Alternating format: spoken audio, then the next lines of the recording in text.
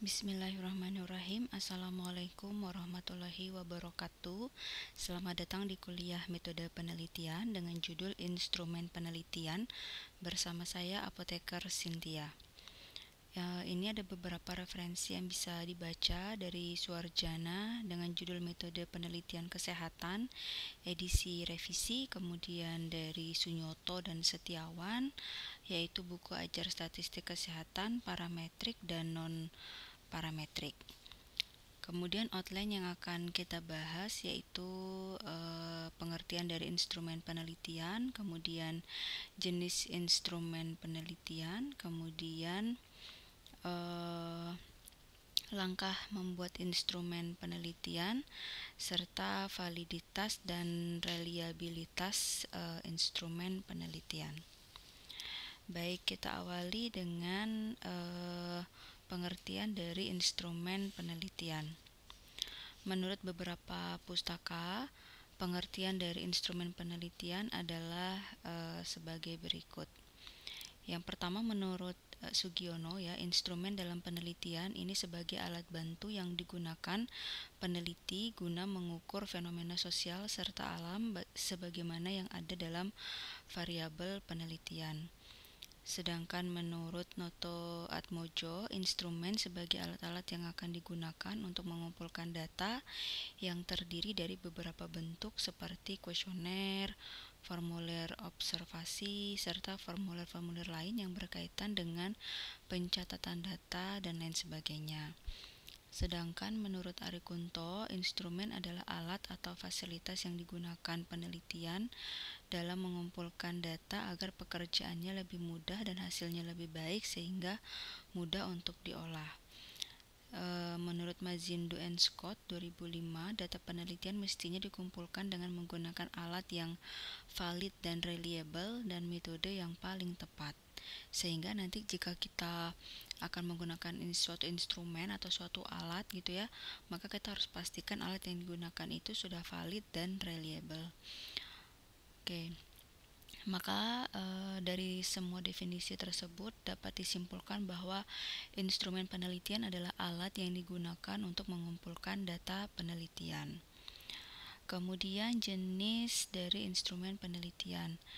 Instrumen penelitian dirancang hanya untuk satu tujuan penelitian tertentu karena kekhasan dari subjek penelitian yang beragam sehingga instrumen yang digunakan pun dapat berbeda antara satu penelitian dengan metode penelitian lainnya.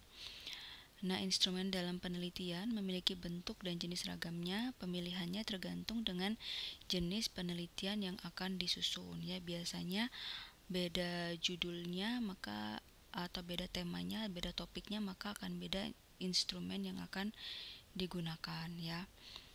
Kemudian bahkan misalkan sama-sama pengetahuan, misalnya pengetahuan suatu obat akan berbeda kuesioner yang digunakan, misalnya pada pengetahuan antibiotik dengan pengetahuan obat-obatan lainnya. Itu bisa jadi ya, tergantung dari penelitiannya apa. Instrumen penelitian dapat berupa rancangan sendiri yang kita buat sendiri ya, kita susun sendiri. Tetapi pada umumnya beberapa instrumen dianggap baku sebagai alat pengumpul data penelitian, atau maksudnya kita bisa menggunakan instrumen yang sudah ada, yang sudah baku, yang sudah distandarisasi. Misalkan untuk mengetahui tingkat stres gitu ya, bisa menggunakan kuesioner DAAS misalnya. Kemudian untuk mengetahui kualitas hidup ya, bisa menggunakan kuesioner SF36. Kemudian misalkan mau mengetahui kualitas hidup pasien yang khusus pasien diabetes mellitus, bisa menggunakan DQOL, Diabetes Quality of Life gitu ya, atau menggunakan instrumen lainnya. Jadi sama-sama kualitas hidup tapi kuesionernya itu dia bisa beragam, bisa berbagai macam ya. Itu yang sudah distandarisasi ya. Kemudian misalkan mau tahu tentang efek samping suatu obat, maka bisa menggunakan instrumen Naranjo misalnya.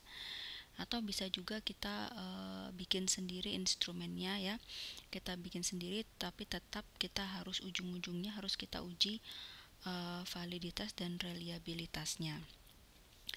Instrumen yang akan dibahas adalah instrumen pada penelitian kesehatan ya. Di sini misalnya alat dan bahan lab, kemudian kuesioner, lembar interview, FGD, tes, lembar observasi, data sekunder itu biasanya pada penelitian kualitatif ya. Mulai dari lembar interview, FGD itu biasanya pada penelitian kualitatif. Kemudian tadi data sekunder itu seperti personal and official document, physical data, archive research data, kemudian ada juga biological measurement dan lain-lain. Baik, alat dan bahan laboratorium ini juga bisa menjadi instrumen penelitian kalian ya, yang mana alat-alat di laboratorium itu perlu divalidasi dan perlu dikalibrasi ya, agar pengukurannya itu dapat dikatakan valid. Nah, untuk bahan-bahan lab juga bisa menggunakan bahan-bahan yang pro analisis. Kemudian ada physiological atau biological measurement. Ini pengukuran dengan metode fisiologis atau biologis sangat umum dilakukan, terutama di praktek mandiri oleh dokter, bidan maupun perawat ya. Kemudian di klinik, rumah sakit maupun puskesmas yang dilakukan oleh dokter, perawat, dan bidan saat melakukan pemeriksaan pasien. Contohnya seperti pengukuran tekanan darah, maka menggunakan tensimeter, pengukuran suhu tubuh menggunakan termometer, dan sebagainya. Jika penelitian terkait dengan data tekanan darah, maka tensimeter akan digunakan sebagai instrumen penelitiannya. Tensimeter, termometer itu merupakan pengukuran dengan metode fisiologis dan biologis. Nah, keuntungannya menggunakan metode ini adalah aspek objektivitas, presisi, dan sensitivitasnya ya. Karena ini sudah jelas ya alat ukurnya. Kemudian ada kuesioner ya. Kuesioner adalah form yang berisikan pertanyaan-pertanyaan yang telah ditentukan yang dapat digunakan untuk mengumpulkan informasi atau berupa data dari dan tentang orang-orang sebagai bagian dari sebuah survei. Kuesioner digunakan dalam berbagai tipe riset, misalnya riset deskriptif, komparatif, dan yang lainnya, termasuk pada penelitian kuantitatif maupun kualitatif, yaitu bisa menggunakan kuesioner itu bisa digunakan pada kedua penelitian itu tadi ya.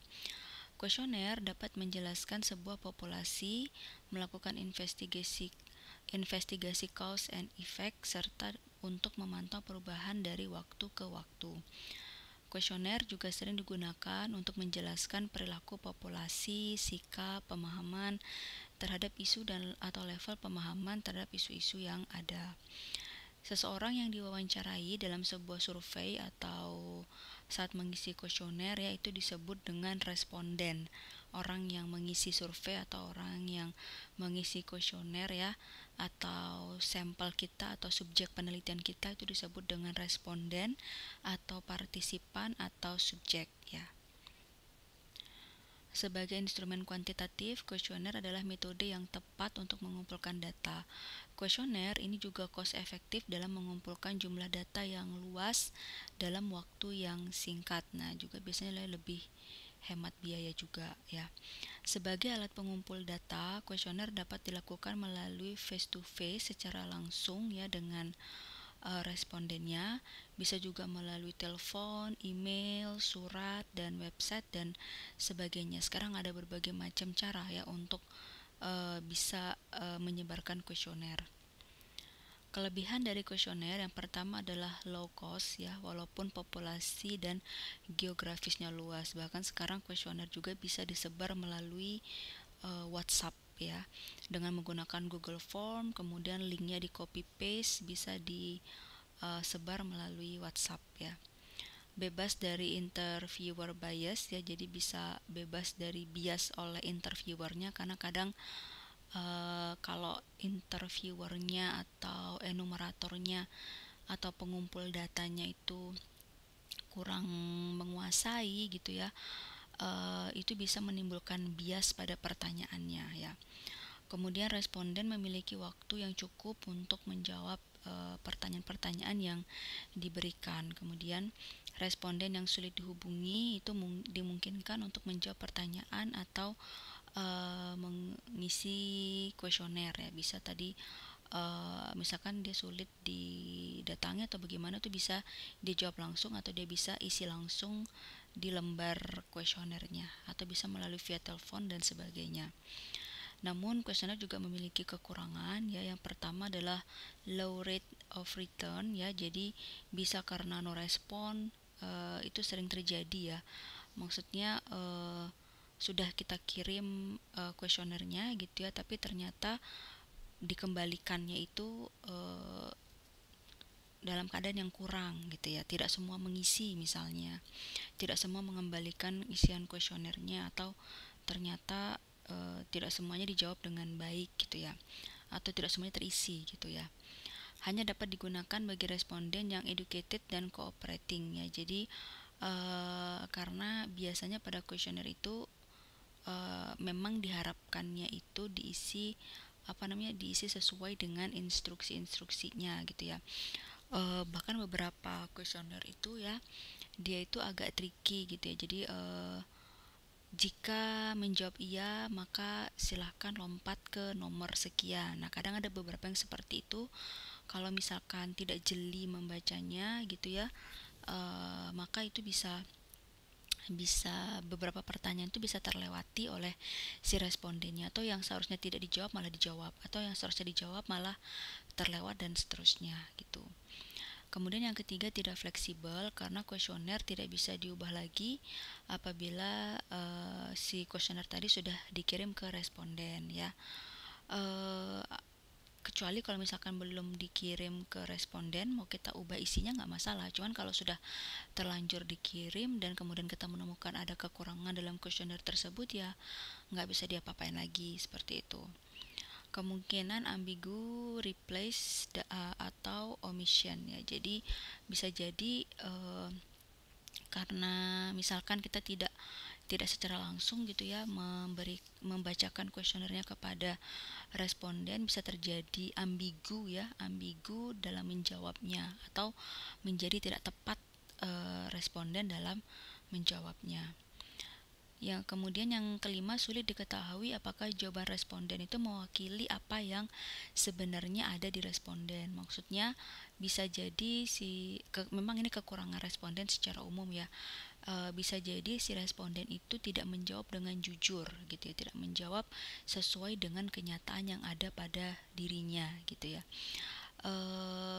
Maka beberapa kuesioner gitu ya, biasanya ketika dia memberikan pertanyaan gitu ya, biasanya nanti akan ada pertanyaan tambahan untuk membuktikan gitu ya bahwa apa yang dia jawab itu benar. Misalkan dalam kurung minta responden untuk menunjukkan dokumen apa, bisa seperti itu untuk membuktikan bahwa apa yang dikatakan oleh responden itu sudah benar, seperti itu. Kemudian dalam pengisian kuesioner ada istilahnya self-completed questionnaire ya. Merupakan metode pengumpulan data di mana responden mengisi sendiri kuesionernya ya. Kelebihan dari self-completed questionnaire ini adalah lebih cepat dan biayanya lebih murah. Itu tadi ya, misalkan dengan menggunakan Google Form, kemudian kita sebar melalui WhatsApp, sekarang mudah sekali ya, itu bisa digunakan ya. Jadi cepat dan murah, hanya modal, kalau seperti tadi hanya modal kuota saja gitu ya. Kemudian dapat dikirim melalui pos dan didistribusikan dalam waktu yang sama. Kalau sekarang mungkin udah jarang ada yang, masih ada sih yang pakai pos, cuman mungkin sekarang tuh lebih banyak yang menggunakan tadi ya Google Form, kemudian dikirim via email atau via WhatsApp. Dapat menghindari interviewer bias tadi ya. Kemudian responden secara leluasa dapat mengisi jawaban tanpa terganggu privasinya, terutama pada hal-hal yang sifatnya sensitive issue. Kekurangan dari self-completed questionnaire adalah tim peneliti mungkin tidak menyadari bahwa mungkin saja responden tidak mengerti dengan pertanyaan yang diberikan, sehingga asal-asalan dalam menjawabnya. Beda kalau face to face langsung, misalkan si responden gak paham dengan pertanyaan penelitiannya ya, biasanya dia akan menunjukkan raut wajah bingung gitu ya, maka kita bisa memperjelas lagi pertanyaannya gitu ya. Bisa juga kalau misalkan face to face tuh enaknya juga responden tuh bisa bertanya maksudnya apa, dan seperti itu ya. Tapi kalau misalkan self completed kuesioner yang si respondennya mengisi sendiri, kita ya menerima apa adanya jawaban dari si respondennya. Kemudian yang kedua, setelah dicek ternyata banyak jawaban yang belum terjawab dan tidak mungkin mendatangi responden lagi untuk mengisi jawaban yang belum terisi ya. Kalau kalau misalkan itu nggak enaknya ya kalau misalkan kita serahkan langsung kuesionernya kepada responden tanpa kita dampingi ya. Bisa jadi ada banyak pertanyaan yang belum terisi atau belum terjawab. Nah, apabila si respondennya itu tidak bisa dihubungi kembali, nah itu yang akan menyulitkan biasanya.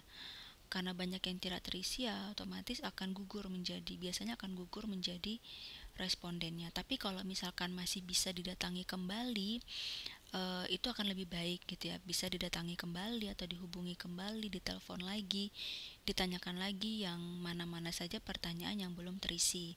Nah, kalau menggunakan Google Form itu enaknya adalah kita bisa pilih setiap pertanyaan itu dengan mengklik wajib diisi ya, dan nanti dia akan ciri-cirinya akan ada tanda bintang. Jadi nggak bisa next ke pertanyaan berikutnya ya, nggak bisa lanjut kalau belum mengisi pertanyaan yang ada saat itu gitu. Jadi harus terisi semuanya atau yang tanda bintang itu terisi dulu semuanya baru bisa lanjut ke tahapan selanjutnya. Enaknya Google Form seperti itu ya, bisa kita manfaatkan fitur itu tadi.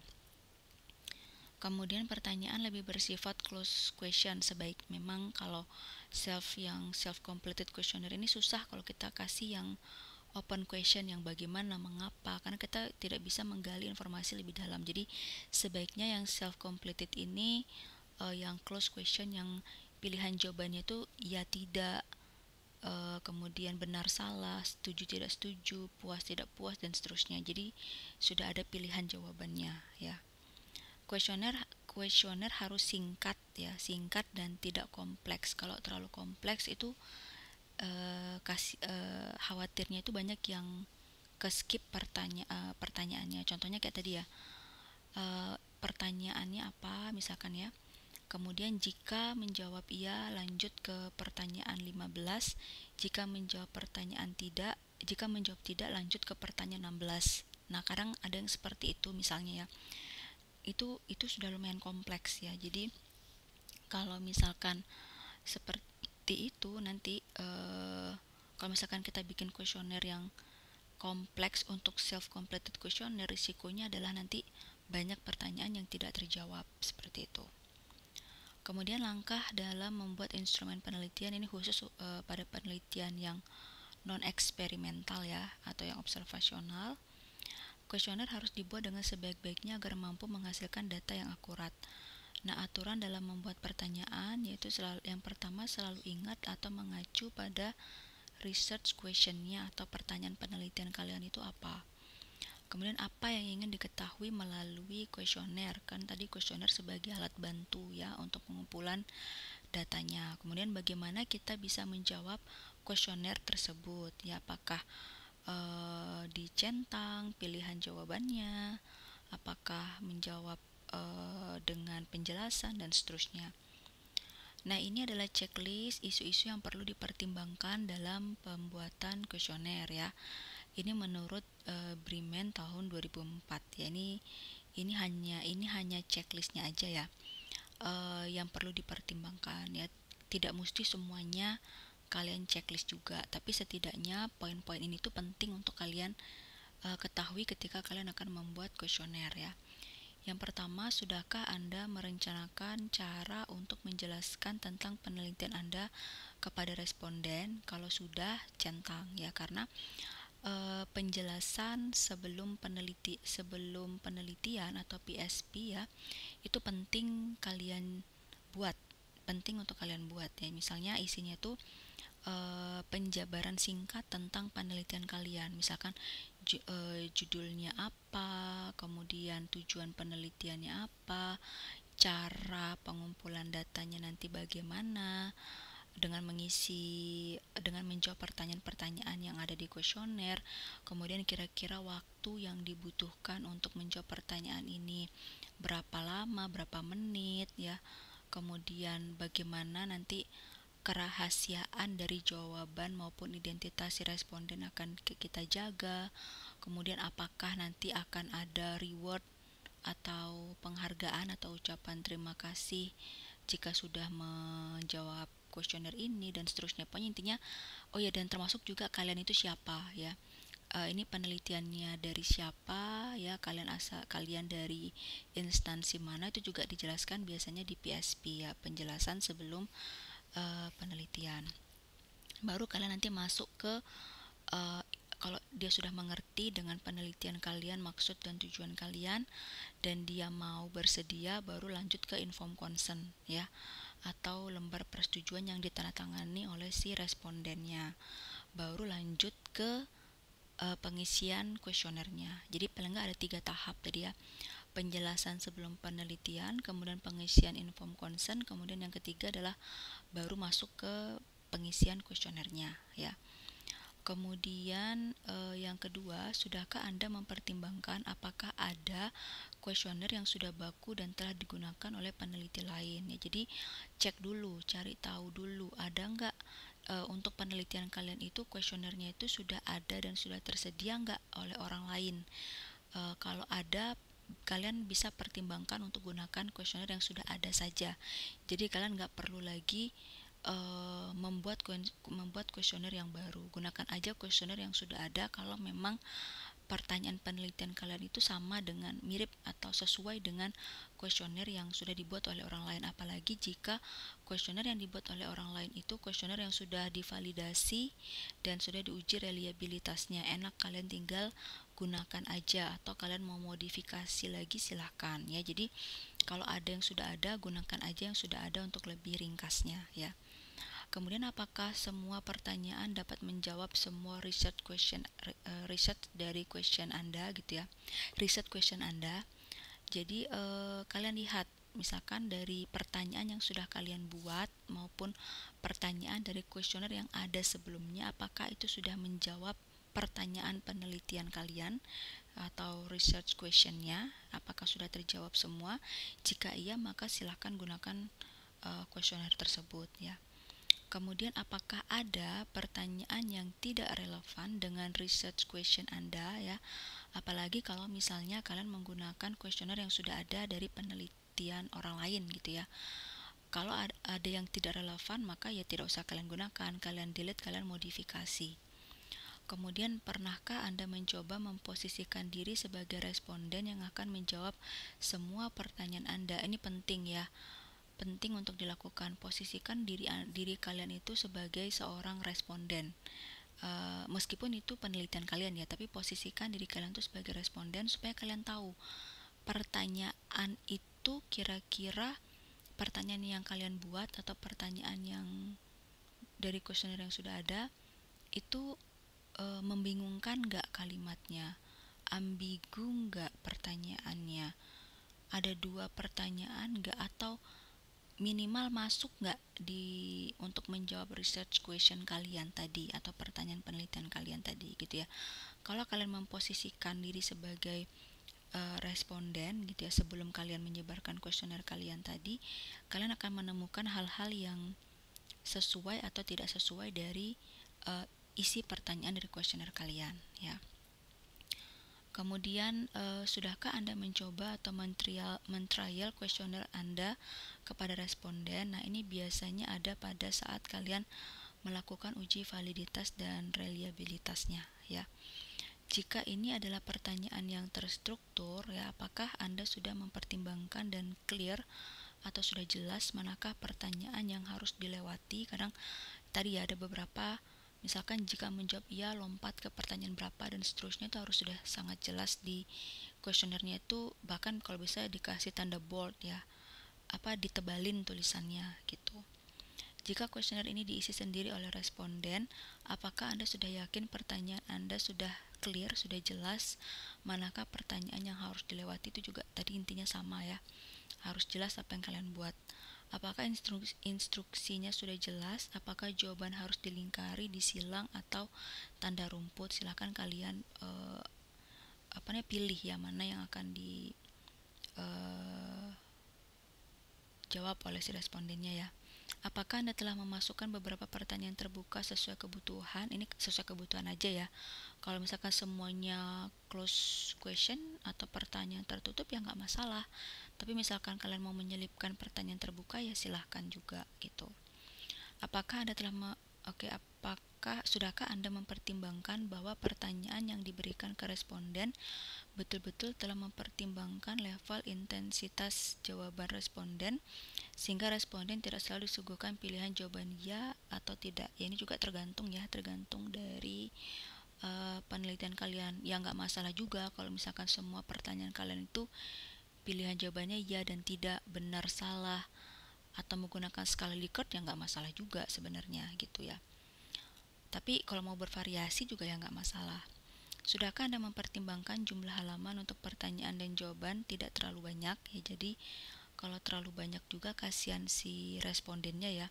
Tapi kalau memang betul-betul semua itu dibutuhkan ya, misalkan sampai berhalaman-halaman dan semua itu memang betul-betul dibutuhkan, kalian harus jelaskan di awal saat penjelasan awal sebelum penelitian tadi bahwa penelitian ini terdiri dari berapa jumlah pertanyaan dan akan memakan waktu berapa lama, yaitu untuk mengantisipasi si responden tuh kok ngerasa ini kok lama banget ya gitu. Sudahkah Anda pastikan bahwa pertanyaan sosiodemografi tidak termasuk ke dalam pertanyaan Anda sesuai dengan research questionnya, tetapi umumnya ditanyakan atau ditempatkan di awal ya. Jadi maksudnya itu adalah pertanyaan sosiodemografi seperti nama, umur, jenis kelamin, alamat, apalagi status pendidikan, status perkawinan dan sebagainya, pekerjaan. Nah, itu tidak ditanyakan di kuesioner, tapi ditanyakan tersendiri. Ya, ditanyakan tersendiri di misalkan di kuesioner sosiodemografi gitu ya, atau bisa kalian tanyakan di saat mengisi inform consent, itu juga bisa ya. Jadi pisahkan dengan pertanyaan inti penelitian kalian, itu maksudnya. Apakah pertanyaan-pertanyaan yang telah disusun terkait dengan riset topik Anda ya, tadi ya sama ya, harus sesuai ya dengan topik kalian atau sesuai dengan pertanyaan penelitiannya. Kemudian yang terakhir, sudahkah Anda pastikan bahwa jawaban atas pertanyaan-pertanyaan yang diberikan ke responden tersebut memang Anda butuhkan ya. Jadi jangan sampai mubazir ya pertanyaannya diberikan ke respondennya.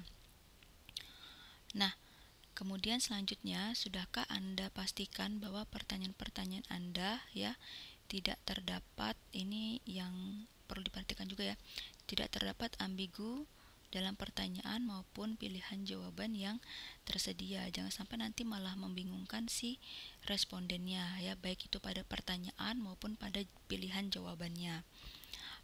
Tidak terdapat pertanyaan yang panjang ya, karena kadang kalau pertanyaannya terlalu panjang malah bingung ya, intinya apa ini yang mau ditanyakan, misalnya seperti itu. Apakah pertanyaannya bermakna ganda? Jangan sampai ya, harus satu pertanyaan itu menanyakan hanya satu hal saja ya. Pertanyaannya terlalu umum ya, kalau pertanyaan terlalu umum itu ya boleh-boleh aja ditanyakan, cuman biasanya dia itu pada akhir sekali, biasanya tuh yang khusus saja yang ditanyakan gitu ya. Kesimpulannya nanti dari yang khusus tadi dibuat kesimpulannya secara umum, misalkan itu bisa.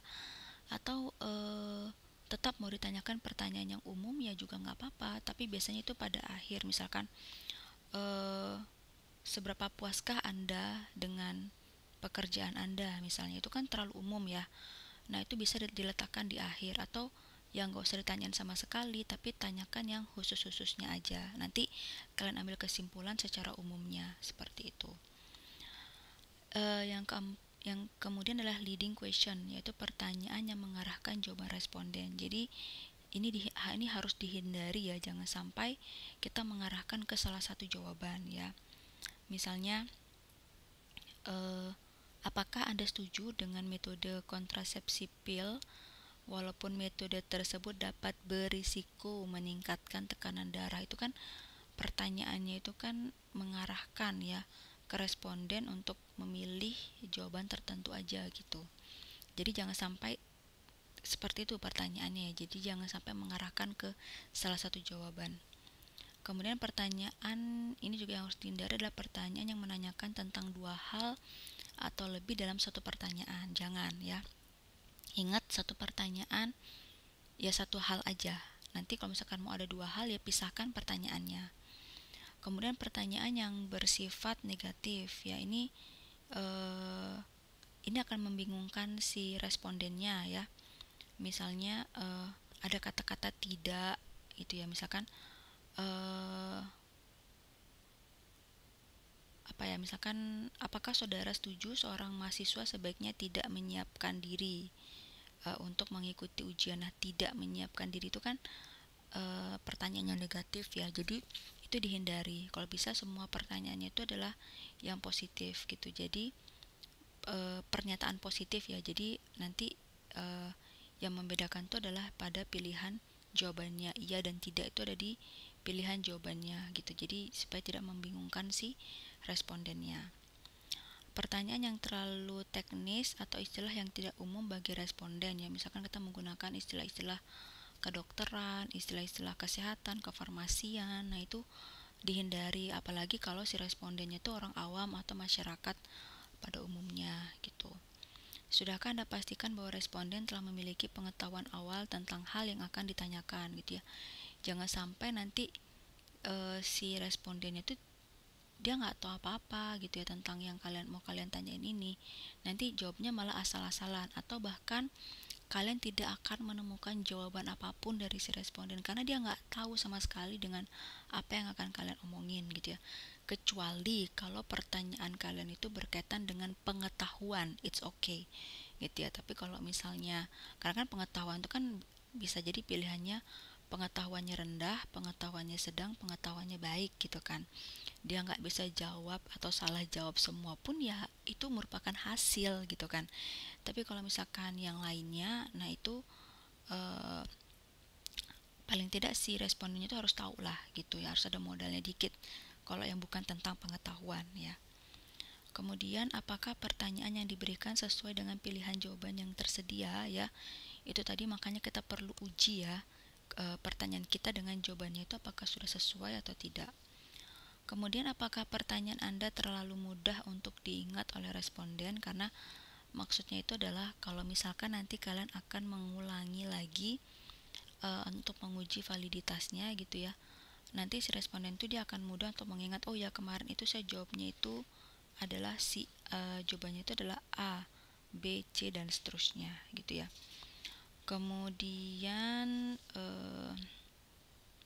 oke, pada kuesioner ya ada open and close ended item ya. Pada open ended items ini merupakan pertanyaan-pertanyaan yang bersifat terbuka dan mampu menghasilkan jawaban yang luas. Ini biasanya ada pada, kalau yang open ended items ini biasanya ada pada penelitian kualitatif ya. Menurut Bruce et al. 2008, open ended item memungkinkan partisipan menjawab pertanyaan menggunakan kata-kata mereka sendiri ya. Iya, biasanya pada kualitatif, dan biasanya nanti kita akan menggunakan apa ya, kita akan mencatat semua jawaban yang dia berikan. Bahkan lebih untuk memudahkan kita, biasanya kita bisa menggunakan voice recorder ya. Contoh dengan menggunakan kalimat pertanyaannya itu biasanya menggunakan kalimat bagaimana dan mengapa.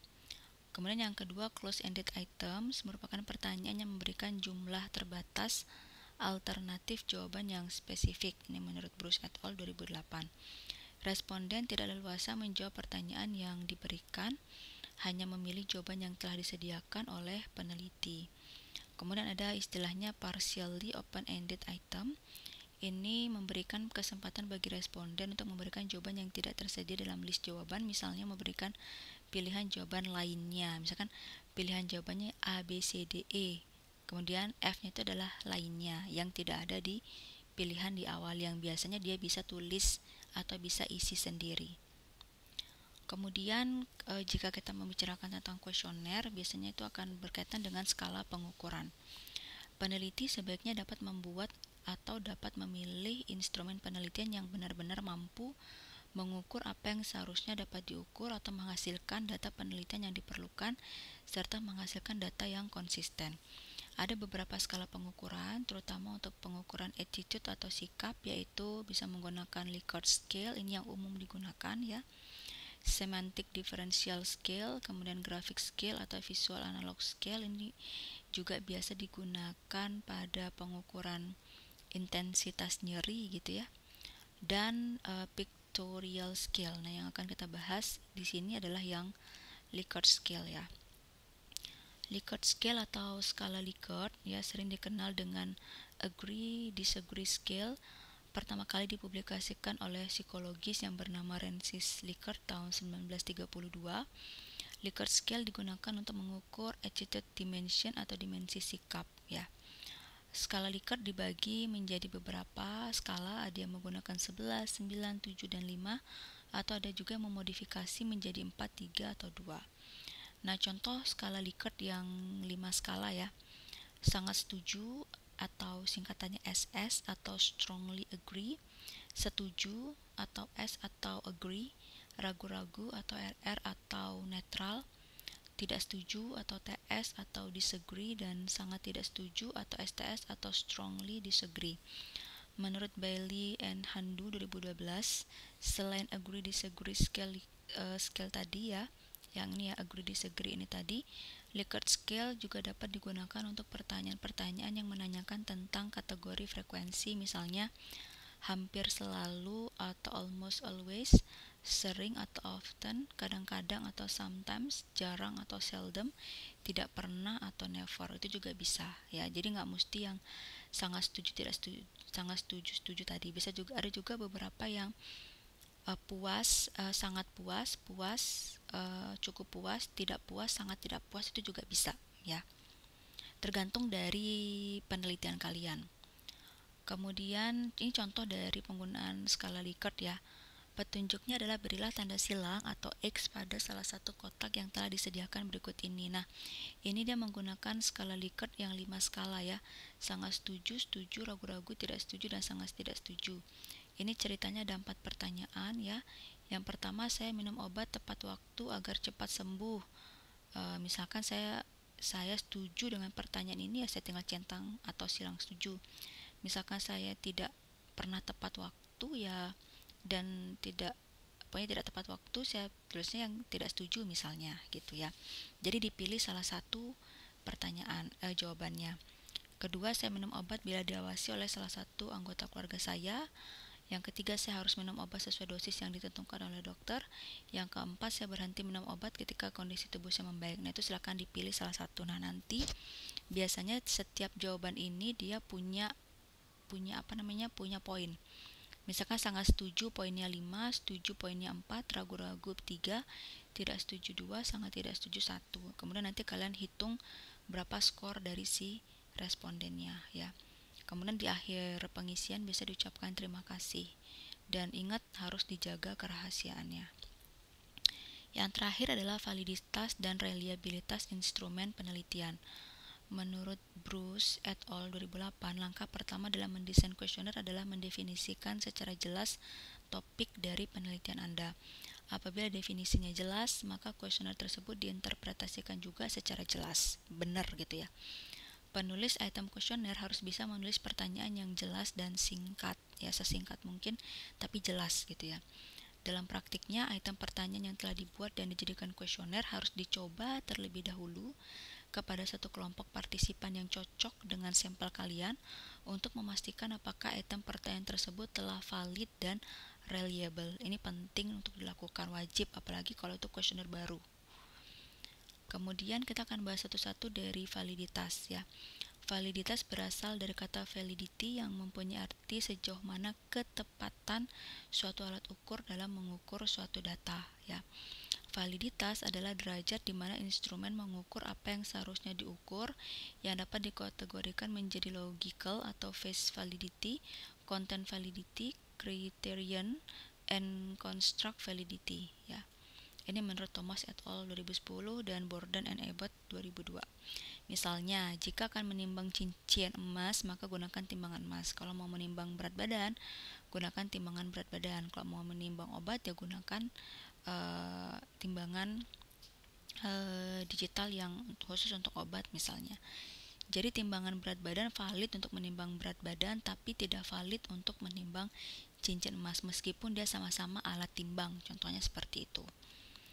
Kemudian contoh lainnya, jika akan mendesain kuesioner untuk mengkaji sikap masyarakat terhadap pelayanan kesehatan di puskesmas, maka pertanyaan yang dibuat harus menanyakan tentang sikap masyarakat terhadap pelayanan yang diberikan oleh puskesmas dan tidak menanyakan tentang sikap mereka terhadap pelayanan yang lainnya, atau malah yang ditanyakan tentang rumah sakit gitu kan, nggak nyambung jadinya. Nah, ini yang pertama adalah konten validity atau validitas isi. Isi pertanyaan yang diberikan harus sesuai dengan apa yang akan diukur, atau pertanyaan yang diberikan adalah bagian dari dimensi yang akan dikaji. Kesesuaian antara pertanyaan dengan hal yang akan diukur umumnya dilakukan oleh seorang yang ahli atau expert di bidang tersebut. Contohnya, jika akan meneliti tentang kualitas pelayanan kesehatan, maka seluruh isi pertanyaan yang diberikan harus menanyakan hal-hal yang terkait dengan mutu pelayanan kesehatan. Misalnya ketepatan dan kecepatan pelayanan, keramahan, dan tanggung jawab dari petugas kesehatan. Yang kedua ada construct validity atau validitas konstruk. Pertanyaan yang dibuat harus dapat menunjukkan pertanyaan-pertanyaan yang berdasarkan dengan teori yang ada, ya. Misalnya, jika akan meneliti tentang kepatuhan minum antibiotik, maka peneliti membuat pertanyaan tentang antibiotik yang mengacu pada teori. Kemudian yang ketiga, criterion related validity. Yang pertama ada concurrent validity atau validitas kecocokan. Pertanyaan yang dibuat mengacu pada alat ukur yang sudah ada.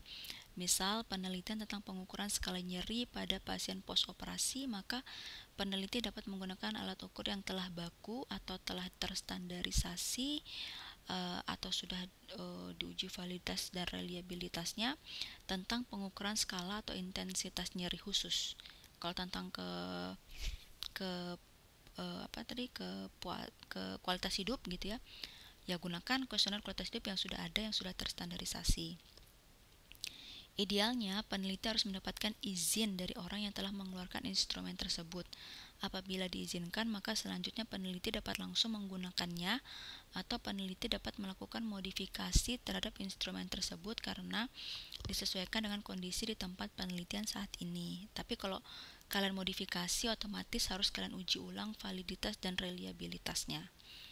Yang kedua, predictive validity atau validitas ramalan. Kuesioner yang dibuat dikorelasikan terhadap perilaku yang mungkin dapat terjadi atau diprediksi akan terjadi. Sebuah tes dikatakan memiliki validitas prediksi atau validitas ramalan apabila mempunyai kemampuan untuk meramalkan apa yang akan terjadi pada masa yang akan datang gitu. Karena hasil dari tes validitasnya kan sudah ada nih, hasilnya A, maka kemungkinan prediksinya jika diujikan pada yang lainnya, maka hasilnya juga akan bisa diprediksi, oh ini akan hasilnya akan A juga, dan seterusnya. Menurut Nurgianto 2009 menyatakan bahwa untuk mengetahui tinggi rendahnya kadar kesahihan ramalan atau prediksi tadi, yang biasanya dilakukan dengan mencari koefisien korelasi antara hasil tes yang pertama dengan hasil tes yang dicapai kemudian. Tinggi rendahnya koefisien korelasi yang diperoleh menunjukkan tinggi rendahnya kadar kesahihan ramalan atau prediksi instrumen tersebut. Kemudian yang selanjutnya adalah face validity atau validitas muka. Ini untuk mengecek dan memastikan bahwa ukuran yang dipakai sesuai dengan apa yang ingin diukur. Kuesioner yang dibuat oleh peneliti dianggap telah valid secara subjektif, yaitu yang pertama, dengan melihat apakah instrumen yang dipakai telah diterima oleh komunitas ilmiah atau tidak. Peneliti dapat mengecek dalam buku, jurnal, dan konferensi yang diselenggarakan oleh komunitas ilmiah di bidang yang kita teliti dan memastikan apakah alat ukur yang dipakai telah diterima sebagai alat ukur yang valid. Yang kedua, dengan meminta para ahli untuk mengevaluasi apakah instrumen tersebut sudah sesuai atau tidak. Sesuai dengan bidangnya tadi ya, bidang di penelitian kita tadi, tanya expertnya atau tanya ahlinya. Yang terakhir adalah reliabilitas, ya, adalah suatu ukuran yang menunjukkan sejauh mana hasil pengukuran tetap konsisten bila dilakukan pengukuran 2 kali atau lebih terhadap gejala yang sama dan dengan alat ukur yang sama. Misal, jika akan mengukur jarak dari suatu tempat ke tempat lain dengan menggunakan 2 jenis alat ukur, misalnya alat ukur yang pertama dengan meteran logam, sedangkan alat ukur yang kedua dengan menghitung langkah kaki, pengukuran dengan meteran ya, meteran logam tahu ya, akan mendapatkan hasil yang sama kalau pengukurannya diulang 2 kali atau bahkan lebih. Ya, hasilnya akan sama, misalkan sama-sama 1 km, mau diulang 2-3 kali tetap 1 km misalnya. Sebaliknya, pengukuran yang dilakukan dengan langkah kaki besar kemungkinan akan menghasilkan hasil yang berbeda jika pengukurannya diulang, karena bisa jadi langkah yang pertama panjang, langkah kedua panjang, langkah ketiga pendek, itu kan bisa jadi ya.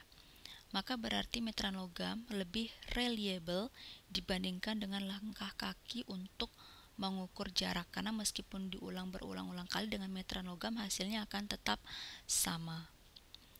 Pertanyaan dikatakan reliable jika jawaban seseorang terhadap pertanyaan adalah konsisten atau stabil dari waktu ke waktu. Jadi jika responden menjawab tidak setuju, misalnya ya, terhadap perilaku merokok dapat mempertinggi kepercayaan diri, maka jika beberapa waktu kemudian ia ditanyai lagi untuk hal yang sama, maka seharusnya tetap konsisten pada jawaban semula, yaitu tidak setuju. Contohnya seperti itu. Pengukuran reliabilitas instrumen dapat menggunakan berbagai metode seperti repeated administration, single administration, dan lain sebagainya. Nah, yang paling sering digunakan itu adalah yang repeated administration atau test retest reliability. Repeated administration atau test retest reliability adalah tes reliabilitas yang paling tua dan konsepnya sangat simpel. Kuesioner disebarkan ke sekelompok orang setelah dilengkapi atau diisi kuesionernya tadi, lalu dikumpulkan. Nah, beberapa waktu kemudian kuesioner yang sama itu didistribusikan kembali ke orang yang sama tadi, suruh ngisi lagi 2 kali gitu maksudnya. Meskipun sederhana, namun perlu mempertimbangkan tenggang waktu di antara penyebaran kuesioner pertama dengan yang kedua. Jika intervalnya terlalu dekat atau terlalu singkat, maka partisipan itu masih bisa mengingat dengan baik pertanyaan dan jawaban yang diberikan sebelumnya tadi. Maka dia akan, oh iya kemarin saya jawabnya A, sekarang jawabannya A lagi, misalnya seperti itu.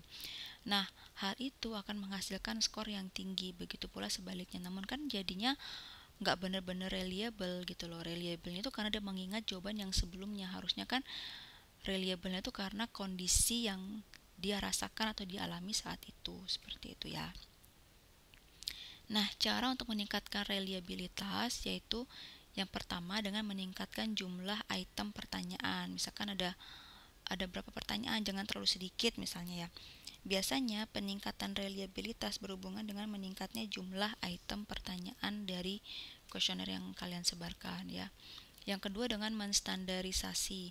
Reliabilitas akan meningkat jika perlakuan terhadap semua partisipan sama persis seperti ketika akan mengumpulkan data kuesioner, dengan memastikan waktu, prosedur, instruksi, dan lain-lain kepada partisipan dan terhadap si pengumpul datanya ya. Jadi bukan hanya terhadap kondisi partisipan, tapi si pengumpul datanya juga harus terstandarisasi gitu.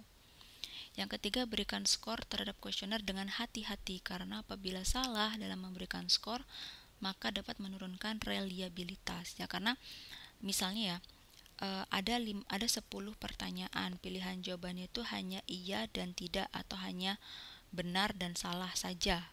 Pilihan jawabannya benar dan salah saja. Kalian harus benar-benar perhatikan pertanyaan kalian, apakah atau pernyataan yang di situ ya. Apakah apakah pertanyaan kuesioner kalian itu semuanya kalimat positif, ataukah ada pertanyaan yang jawabannya itu negatif. Maksudnya itu kalau dia yang pertama nomor 1 sampai nomor 5, kalau dia benar, centang benar, nilainya 1 misalnya ya. Pertanyaan nomor 6, kalau dia jawabnya benar, nilainya 0. Kan kebalik dengan yang sebelumnya ya. Nah, itu harus hati-hati dalam memberikan scoring itu tadi ya. Yang mana yang dia dapat nilai, yang mana yang dia tidak dapat nilai, atau ada nggak pertanyaan yang misalkan kayak tadi ya, ada 5 skala tadi ya, sangat setuju, tidak sangat setuju, setuju, ragu-ragu, tidak setuju, dan sangat tidak setuju. Jawabannya kan tadi 5, 4, 3, 2, 1 ya. Apakah ada ya di pertanyaan kalian itu yang jawabannya terbalik. Ketika dia menjawab sangat setuju atau strongly agree, nilainya malah 1. Ketika dia menjawab sangat tidak setuju, nilainya malah 5. Ada nggak yang seperti itu? Nah, itu harus hati-hati dalam memberikan nilai, ya. Pastikan semua item pertanyaan sudah jelas, ditulis dengan baik dan cocok dengan sampel, ya, kalimatnya dan sebagainya itu harus sesuai. Baik, terima kasih banyak atas perhatiannya. Jika ada pertanyaan, silakan tuliskan di kolom komen Google Classroom. Wassalamualaikum warahmatullahi wabarakatuh.